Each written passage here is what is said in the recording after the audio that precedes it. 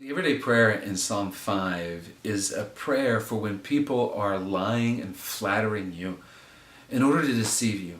When people do this, it's like walking down a path, a beautiful path, an amazing path. It's lined with flowers. It's along the ocean. You can hear the waves lapping up against the wall of this pathway.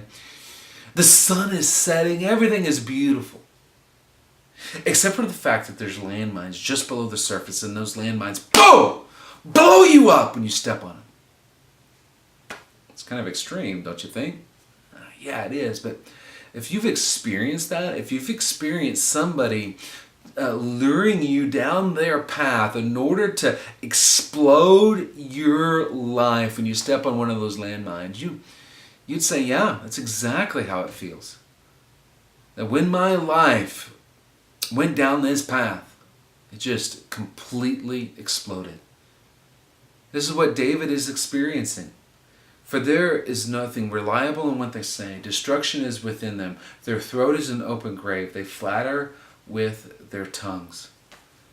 He's experiencing people that is lying to him and deceiving him and flattering him in order to walk down this path. And what do we need? What do we need when people are lying to us and utilizing flattery in order to lure us down their path?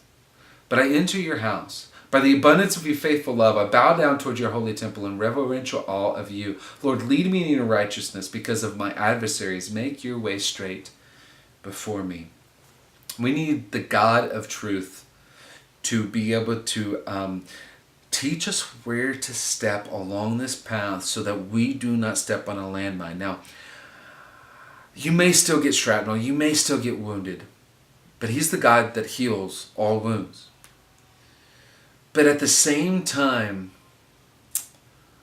what we will experience, because the God of truth is leading our feet along this path, is something less than what we would experience if we're just trying to go at it alone. A relationship with God allows us to be able to walk along the path of having somebody lie to us, but still escaping it with minimal or no damage. See, what this could do, what this could produce, is a fear in us that just shuts us down. That we don't walk along any path at all. We don't trust anybody. See, that's not how God wants us to live our life. God still wants us to walk. He wants us to go. He wants us to be able to trust people. But in doing so, we may end up trusting people that are deceitful. Hence, the relationship with God, allowing Him to lead our paths. Because also, He's the one that punishes. Punish them, God. Let them fall by their own scheme. See, David's prayer, it's real, right? We've seen this all this week. Let them fall in their own trap. We can get revenge, but there's something a little bit fun about asking God, let them fall in their own trap. And God can do that. He certainly can. And seeking revenge and getting revenge isn't going to make us feel any better. And God can do it much better than we can. Because this, at the end of the day, is where we need to land. But let all who take refuge in you rejoice. Let them shout for joy forever. May you shelter them. And may those who love your name boast about you. See, the God who is truth will shelter those who seek refuge in Him in the middle of lies. Don't curl up in a fetal position and not trust anybody. Don't decide to never walk down any path ever again.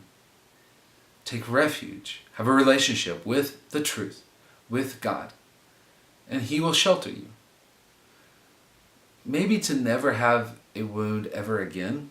That's probably not going to happen. But to allow Him to save us from the gut-wrenching pain that we otherwise would experience. And so when we do receive pain and hurt because of lies, we have that relationship so that He can heal us in the time of our great need.